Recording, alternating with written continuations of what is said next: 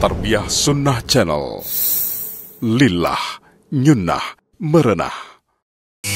Innal hamdalillah hamdan katsiran thayyiban mubarakan fihi kama yuhibbu rabbuna wa yardah. Asyhadu an la ilaha illallah wa la syarika lah wa asyhadu anna Muhammadan abduhu wa rasuluhu la nabiyya ba'dah. Qala Allah Ta'ala fi kitabil karim a'udzu samii'il 'aliim minasy syaithaanir rajiim. يا أيها الذين آمنوا اتقوا الله حق تقاته ولا تموتن إلا وأنتم مسلمون يا أيها الناس اتقوا ربكم الذي خلقكم من نفس واحدة وخلق منها زوجها وبث منهما رجالا كثيرا ونساء واتقوا الله الذي تساءلون به والأرحام إن الله كان عليكم رقيبا يا أيها الذين آمنوا اتقوا الله وقولوا قولا سديدا يصلح لكم أعمالكم ويغفر لكم ذنوبكم ومن يطع الله ورسوله فقد فاز فوزا عظيما. أما بعد فإن خير الكلام كلام الله وخير الهدى هدى محمد صلى الله عليه وسلم وشر الأمور محدثاتها وكل محدثة بدعة وكل بدعة ضلالة وكل ضلالة في النار. Ma'asyiral muslimin rahimanallahu wa iyyakum. Khatib mengajak kepada diri pribadi dan semua jamaah yang hadir, marilah kita senantiasa bersungguh-sungguh dan jujur untuk bertakwa kepada Allah Subhanahu wa taala. Karena Allah Subhanahu wa taala mewasiatkan yang terbaik untuk menghadapnya di yaumil qiyamah adalah ketakwaan kita kepadanya. Dia berfirman, "Wa tazawwadu fa inna khairaz zadi at-taqwa." Berbekalilah diri kalian dan sebaik-baik bekal adalah ketakwaan. Tentu tak lupa salam dan salawat kita ucapkan, kita haturkan kepada Nabi kita Muhammad sallallahu alaihi wasallam beserta para keluarganya, para sahabatnya dan orang-orang yang senantiasa mencintainya, mencintai sunnahnya, mencintai ajarannya ila yaumil qiyamah.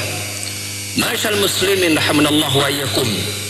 Ayat yang pasti kita baca dalam salat dalam potongannya berbunyi iyyaka nasta'in, hanya kepadamu lah ya Allah kami isti'anah, kami mohon pertolongan. Dan Rasulullah SAW juga bersabda, wa idza sa'alta fas'alillah wa idza sta'anta fasta'in billah. Jika engkau meminta maka mintalah kepada Allah, jika engkau memohon pertolongan maka pertolonganlah kepada Allah Subhanahu wa taala. Dan tahukah kita ayat pertama atau ayat yang kedua yang Allah Subhanahu wa taala panggil orang beriman dan kaitannya untuk minta pertolongan adalah memohon pertolongan kepada Allah melalui sabar dan salat. Allah berfirman di dalam surah Al-Baqarah 153, "Ya ayyuhalladzina amanu ista'inu bis-sabri was-salah innallaha ma'as-sabirin." Wahai orang-orang yang beriman, ya, kata para ulama bahwa panggil iman ini seperti dijelaskan oleh Syekh Abu Bakar Jabil Al-Jazairi dalam kitabnya Rida'ur Rahman li Ahli Iman, ini adalah panggil kemuliaan. Allah memanggil dengan panggilan yang penuh kasih sayang. Wahai kaum mukminin, wahai orang yang beriman, ista'inu, mohon pertolonganlah kepada Allah bis-sabri was-salah, dengan sabar dan dengan salat. Innallaha ma'as-sabirin, dan sesungguhnya Allah bersama orang-orang yang sabar. Artinya Allah akan menolong mereka dengan kesabaran mereka. Lalu kesabaran apa yang dimaksud? Yang bila seorang hamba, seorang mukmin merealisasikannya, mentahqiqnya dalam kehidupan mereka yang nanti akan mendatang Allah Subhanahu wa taala, maka sabar ini dalam 4 perkara. Yang pertama adalah habsun nafsi ala talabil ilmi hatta ya'lam ma yuhibbu rabbahu wa ma yakrah. Yang pertama, seseorang itu bersabar artinya menahan dirinya untuk apa? Untuk senantiasa talabul ilmi, menambah ilmunya tentang agama, yang dengan itu dia akan tahu apa perkara Allah cintai dan apa perkara yang Allah tidak sukai atau yang Allah benci. Yang kedua yaitu habsuha ala fil ta'at hatta tuaddiha ala alwajh alladhi yusmiru zakatan nafsi wa taharataha. Yang kedua adalah seseorang itu bersabar, artinya menahan dirinya untuk apa? Untuk kemudian dia melakukan ketaatan ketaatan kepada Allah Subhanahu wa taala yang bila dia melaksanakan ketaatan tersebut akan melahirkan kesucian dan kebersihan jiwanya. Jadi melaksanakan berbagai macam ketaatan dapat mensucikan pelakunya. Dan ini butuh kesabaran. Yang ketiga adalah hafsuha ba'idatun al-muharramat wal manhiyat, yaitu dia menahan dirinya untuk tidak melakukan perkara-perkara yang Allah haramkan dan Allah larang. Ya. Dan yang keempat, hafsu ada majaril aqdar fala tasakhut wala tajazzu walakin tadda wa tasbir. Yang keempat adalah dia menahan jiwanya ketika berhadapan dengan takdir Allah berupa perkara-perkara yang tidak disukai. Tentu banyak ya tidak kita sukai, dan Allah menguji ya pada ayat berikutnya di surah Al-Baqarah 154-nya, yaitu bahwasanya Allah Subhanahu wa taala akan menguji kalian dengan kekurangan harta, jiwa, ya berbagai macam hasil panen buah-buahan dan makanan. Maka dia menahan dirinya ketika berhadapan dengan musibah-musibah tersebut tanpa kemudian dia berkeluh kesah, dia menggerutu, dia tidak ridho dengan takdir Allah Subhanahu wa taala. Maka orang yang seperti ini dia akan mendapatkan pertolongan Allah Subhanahu wa taala. Ya, terus dia belajar, sabar dalam belajar. Mencari ilmu agama butuh kesabaran. Melaksanakan ketaatan butuh kesabaran. Meninggalkan perkara yang diharamkan butuh kesabaran. Dan juga ketika menghadapi berbagai macam musibah dan ujian pun butuh kesabaran.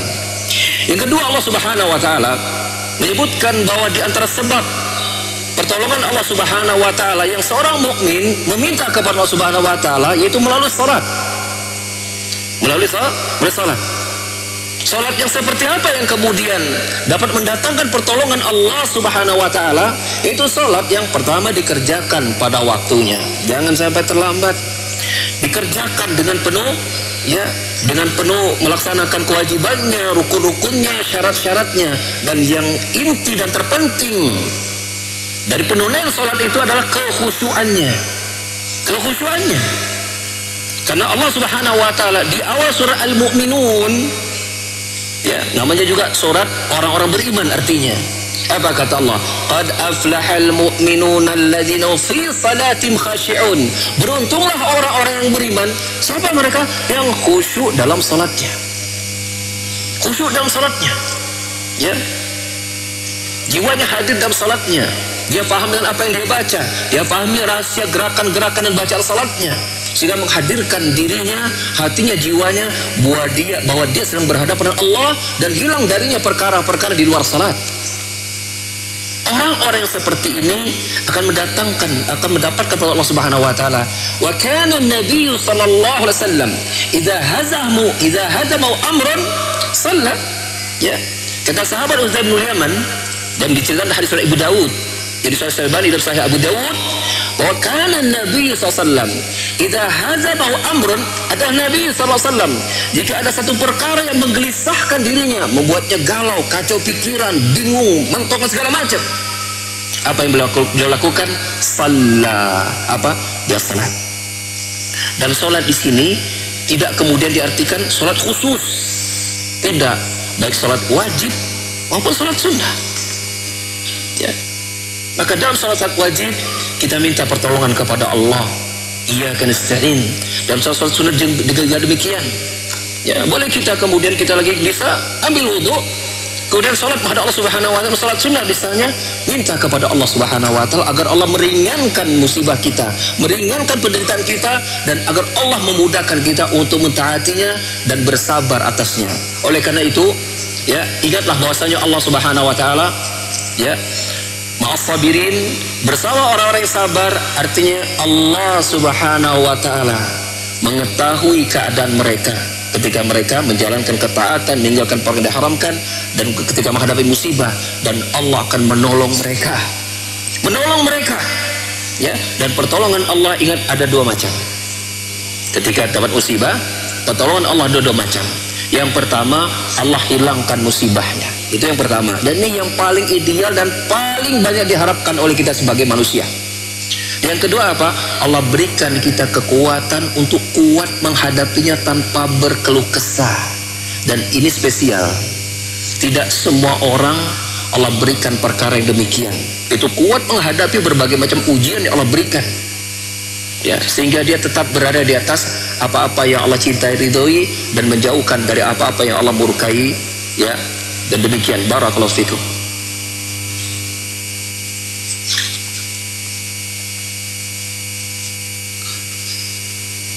Innal hamdalillah hamdan katsiran thayyiban mubarakan fihi kama yuhibbu rabbuna wa yardah. Asyhadu an la ilaha illallah wa la syarika lah wa asyhadu anna Muhammadan abduhu wa rasuluhu la nabiyya ba'da. Ma'asyiral muslimin rahimanallahu wa iyyakum.